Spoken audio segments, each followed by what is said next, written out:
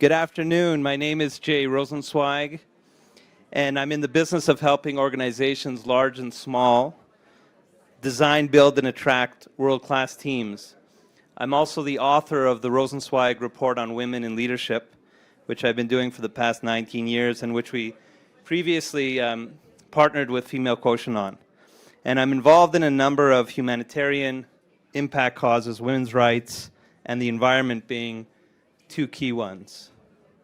So where do we stand with ESG? As we say, the ESG landscape is so rapidly evolving that it really begs the question, where do we currently stand with ESG? Are we witnessing a decline in ESG principles, or is there a shift in focus? I'm looking forward to this discussion, really, as we explore which sustainable development goals companies are embracing, prioritizing, and putting into practice to drive their mission statements and business goals. So we really have quite an esteemed panel today, who I feel honored to be moderating. And without further ado, I'll do a brief intro to each and every one of you. So Leah Ellis, founder of Sublime Systems and CEO. We have Karen Fang, Managing Director, Global Head, Sustainable Finance, Bank of Montreal. Bank of America. I was just at a Salesforce lunch with the CEO of Bank of Montreal. Bank of America. And we have Mary D. Wysocki, Chief Sustainable Officer of Cisco, and Lauren Smart, Chief Commercial Officer, S&P Global Sustainable One. So welcome all of you. And I thought I would start off by asking each of you to describe the scope of your roles and areas of focus and the emphasis of your organizations when it comes to ESG, and to go a step further even perhaps to really share with us what ESG means to each and every one of you. So I'll go left to right, and we'll start off with Leah. Good afternoon, everyone. I feel so privileged to be here, especially with esteemed panelists. I lead a company called Sublime Systems. We are developing technology to address CO2 emissions from the cement industry. Cement, as you may know, is 8% of global CO2 emissions. If cement were a country, it would be the third largest emitter after China and the US, and that's because it's the biggest industry by mass in the world. Each ton of cement results in a ton of CO2 emissions. Presently, there is no technology to avoid these CO2 emissions without doubling or tripling the cost. So I am a chemist, I'm a scientist, I developed this technology at MIT. I've been commercializing it for 4 years. We have a pilot plant that's had thousands of hours of operations, and we're scaling up quickly. So sustainability means so much to me. I feel it's something that's not going to go away. It's captured the hearts and minds of so many people, but it really takes a village to bring this technology to market. People, you can't push a rope. So I'll pass it on to my panelists. That's pretty fascinating, amazing. Karen? So I'm Karen Fang. As the moderator said, I run sustainable finance at Bank of America, one of the largest financial service companies in the world. I have 2 jobs at Bank of America: to help B of A reach net zero across scope 1, 2, and 3 emissions before 2050, and deploy, as a part of that, $1.5 trillion in sustainable finance capital between 2021 and 2030. You will see how we have done in the first 3 years in just about 2 months in our annual report. What I'm allowed to tell you is that we have done more than $500 billion in the first 3 years ahead of pace. And that is a testament of companies, large and small. We have Cisco, we have Sublime. Really, the entire ecosystem, entire value chain is moving. Our customers are setting goals and decarbonizing because the end consumers are demanding it. And on top of science, right? When you think about this, it's not really a morality debate or even a science debate. It's a business imperative, and that's how we view it. Because ultimately, as a bank, our job is to really connect the supply and demand of capital. Everything costs money. All of my meetings at Davos, every single theme, every single goal, every single metric costs money to actually accomplish. So clearly, we need to get the finance going, get them to scale up. As a bank, our job is to scale up that finance, whether it's for climate transition, whether it's for social inclusive development, in line with the 17 SDGs, and that's precisely what we need to do. That's excellent. We need more of that, Karen. And I always say, even when I'm advocating for women through my report, that if the moral imperative doesn't speak to business people, we always say that there's a business imperative, because study after study has shown that the more women at top levels of businesses, the greater the business results. So over to you, Lauren. Great, thank you. It's wonderful to be here and to see so many familiar faces. It's a fantastic venue, this. So I'm Lauren Smart. I'm the Chief Commercial Officer for S&P Global Sustainable One. So S&P Global is one of the biggest financial services companies in the world. We have different bits of the business. We have a credit rating, biggest credit rating agency in the world. We have an index business, S&P Dow Jones Indices. We have a market intelligence business that provides financial data and insights and analytics. A commodities business, a commodities insights business that provides data on a whole range of energy industry information. And we also have a mobility business as well. So not many people know about all of those, but the key thing there is that each and every one of those businesses have information that is vital in terms of understanding transition, in terms of understanding sustainability and the global economy now and in the future. And so Sustainable One sits across all of those, and our job, it really is to provide the data, the insights, the analytics, tools to enable our clients across all the different sectors and segments in the world, insights to make their decisions incorporating sustainability information. And when we talk about ESG, what does that mean? So I'm quite deliberately using sustainability as a term. In fact, we had a women's breakfast earlier, and we were talking about just this topic. Sustainability, I think, is easier to understand and is more all-encompassing. It's become everyone better understands what you're talking about with sustainability. So ESG, whilst a lot of the lots of the data and the approaches are absolutely vital, sustainability feels like a broader term. Sounds great. Mary? So for those of you who aren't familiar with Cisco, Cisco basically securely connects everything to enable anything. And my job is to make sure we do it in a sustainable way. So when you think about that, how are we helping to enable the acceleration or adoption of renewable energy? That triggers our own decarbonization goal, net zero across value chain by 2040, as you mentioned. Our own history, we've been reporting out on our journey since 2005. So we've got a lot of history and learnings that we can share with our customers. And we think our products and partners can really help enable this kind of green and digital transition. But we're also looking at how we design our products to be the most circular, to really design out waste, really think about how you can use products in the field longer, using more modular capability.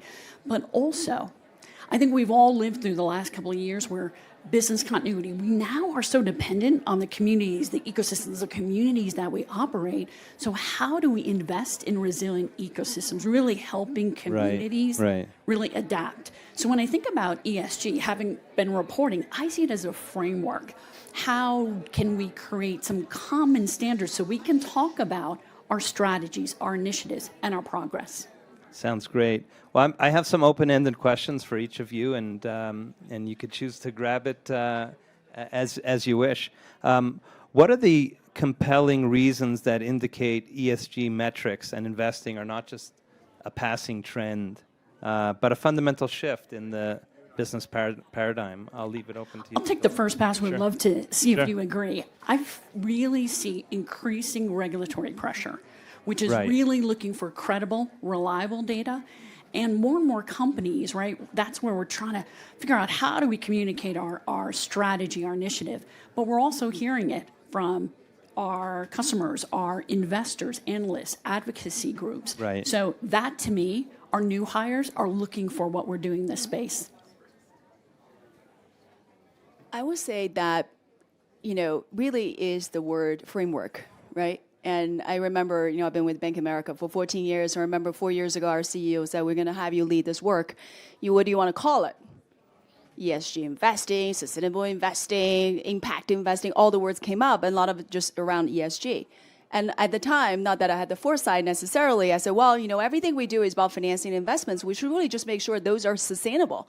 Right. Let's call it sustainable finance. As an aside, what was your previous role when you were tapped? I ran cross-asset trading in global markets and Yeah. ran structuring of solutions. Obviously, structured finance is my background. Yeah. So when you think about that 4 years ago, obviously today, this, depending on who you ask, it takes a different meaning, right? So I think when we make it complicated and abstract, it really kind of leaves a lot of room for guesstimates, speculation, interpretation. It really is just about our business models, right? In our value chain and supply chain has to be more Right. sustainable. We have to lower carbon. We have to make sure we do this in an equitable, just way. We can't leave those behind that we have that are underserved and underprivileged, basically underserved and underprivileged. So we have to make sure we do that sustainably and for societal purposes, also for environmental purposes. So I think really is just ingrained in the corporate DNA, ingrained in the consumer DNA. We all want, to have a frankly more sustainable society.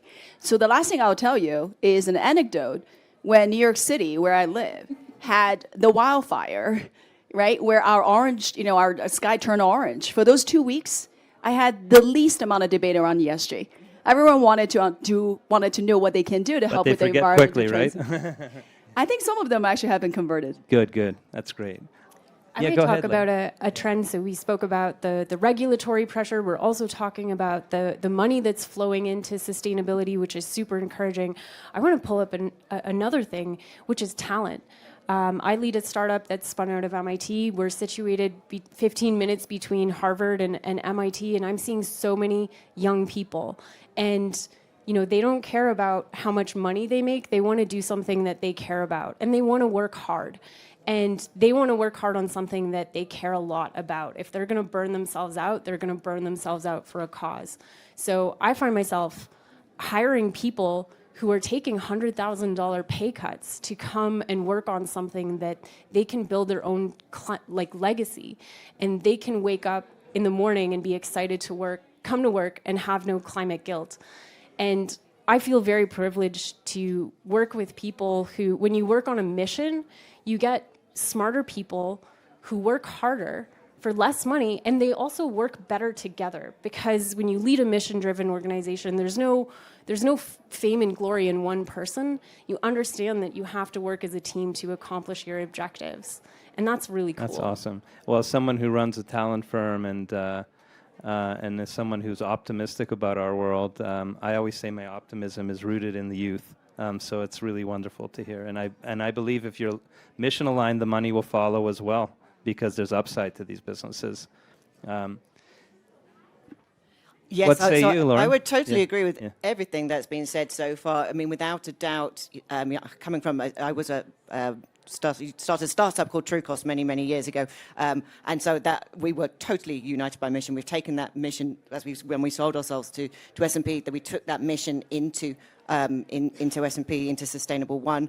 When we've been buying businesses, that's been really important as well. That shared mission, suddenly you integrate so much better. So I totally agree. Regulation. I mean, yes, it's without a doubt, regulation is making it an absolute imperative to be able to incorporate sustainability data, in particular climate-related data.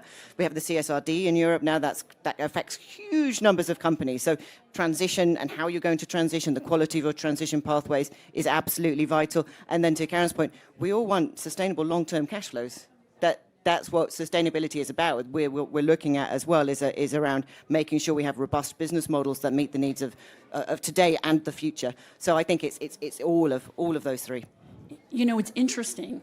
Most of our new hires, before they even decide to interview with us, they read our purpose report to decide if that's the place they want to work. That's amazing. And same thing, one of the challenges, I think, as we think about our customers, one of the key things is helping them understand how do they discern information. So I still think this is one of the reasons that we need to be able to have frameworks we align to, the ability to have that transparent, verifiable data, so that they know when they're purchasing something or using a service or partnering with an organization, not only may it align with their values, but it's also, especially when you think about carbon accounting, the interdependency, we all have got to move together.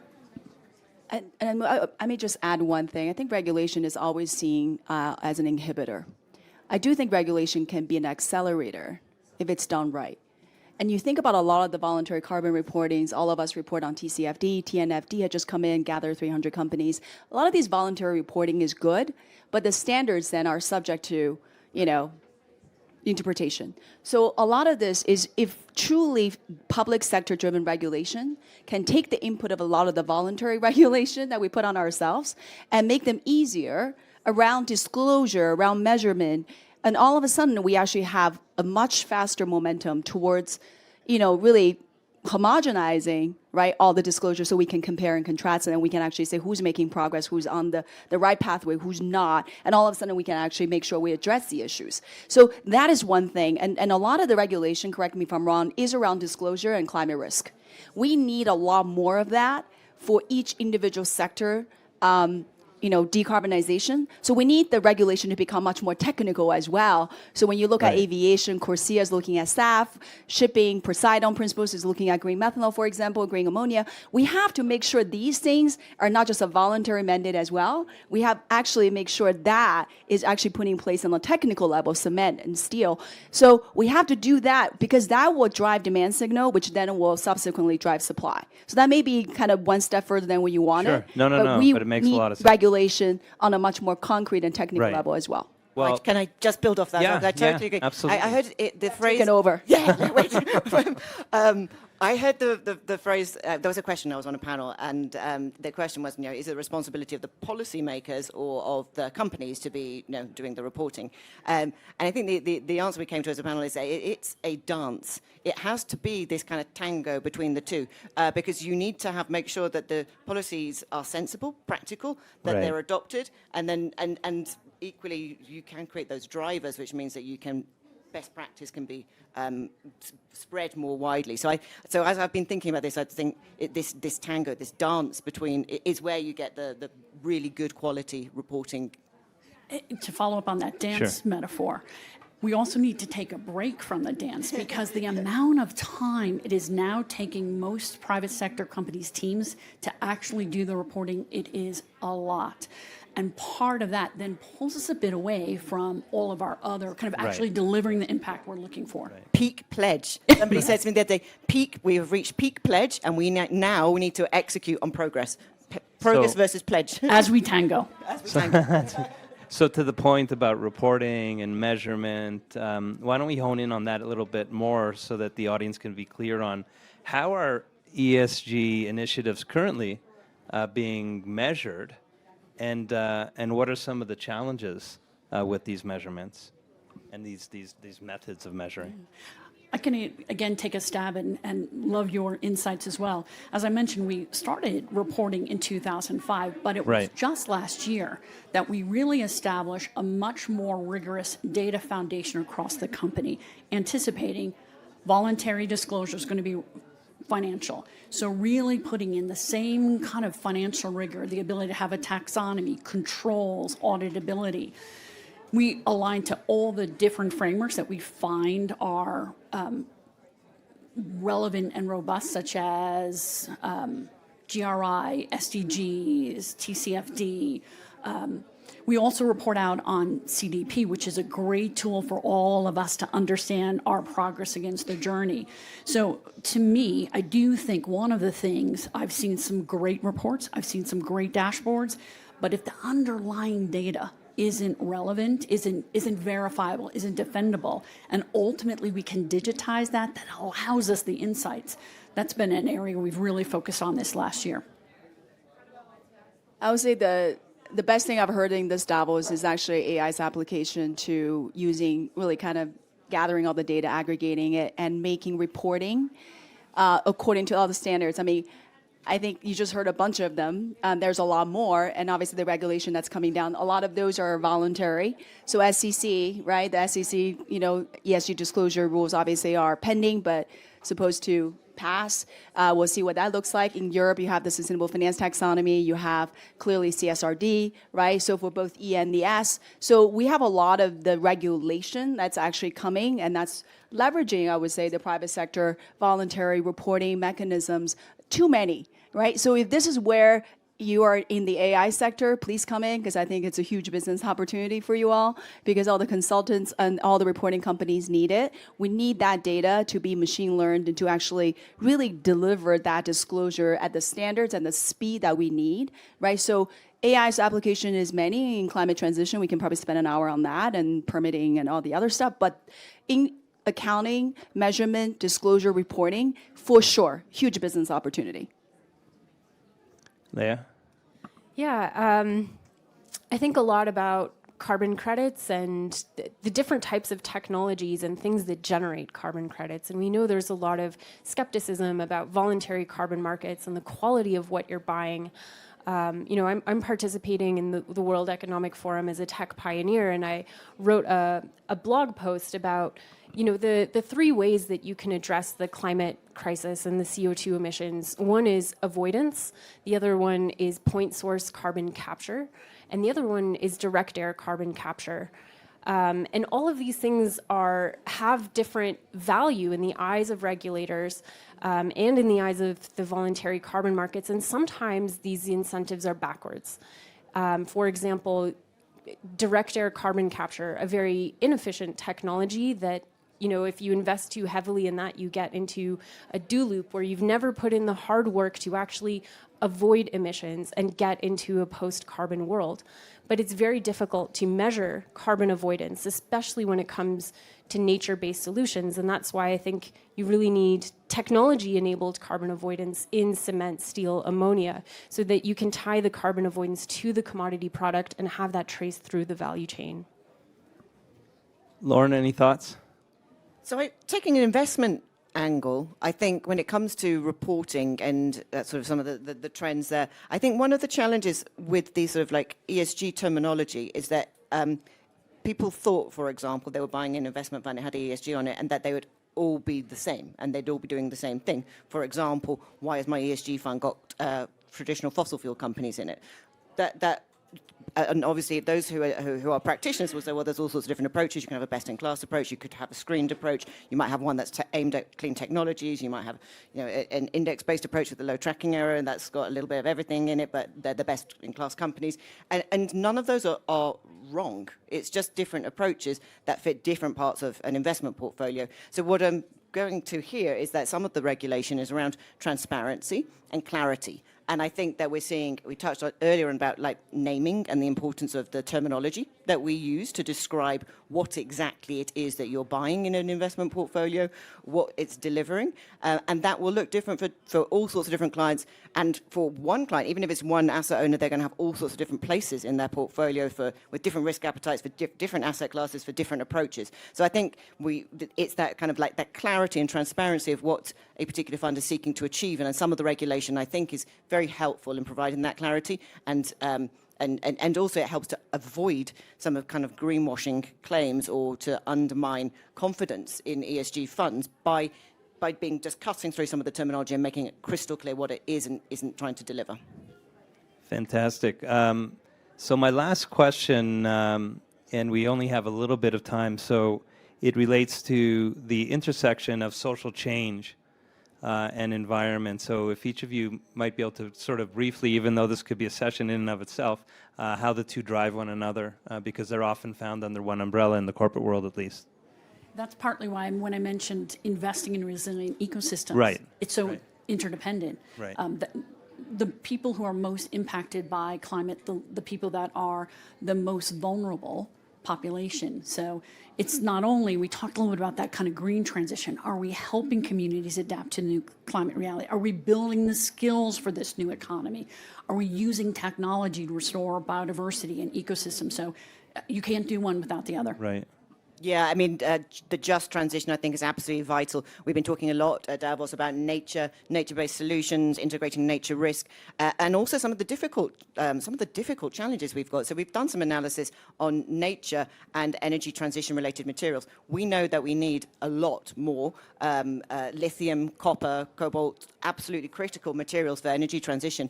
But there are many of those mine sites are in key biodiversity areas.